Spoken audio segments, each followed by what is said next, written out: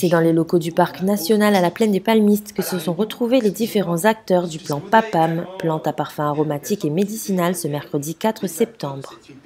Dans le cadre du projet AgriPéi 2030, le département a mis en place ce plan PAPAM qui vise à poser une stratégie claire et ambitieuse d'accompagnement et de développement de la filière.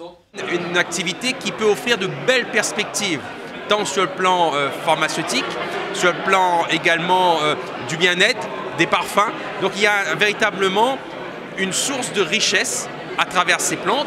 C'est un développement de niche que nous souhaitons proposer et encourager en direction du monde des PAPAM.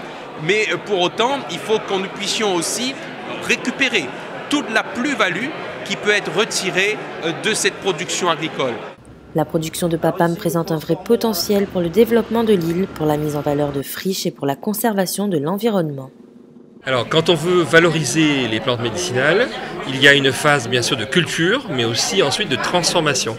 Et dans cette transformation, c'est là où se fait la plus-value, la plus importante. Donc la présentation par exemple d'un extrait de plante ou d'une plante qui est dosée ou qui a été contrôlée, ou qui a été vérifié.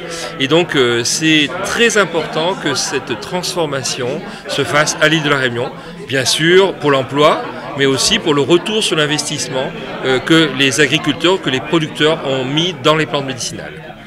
La journée s'est poursuivie par une visite de l'atelier de transformation Habemus PAPAM, des plantes transformées de façon industrielle et scientifique.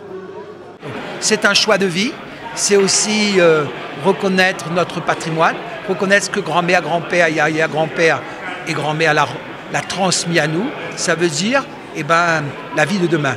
On n'est pas obligé de prendre quelque chose de chimique, on peut aujourd'hui vivre avec les plantes réunionnaises.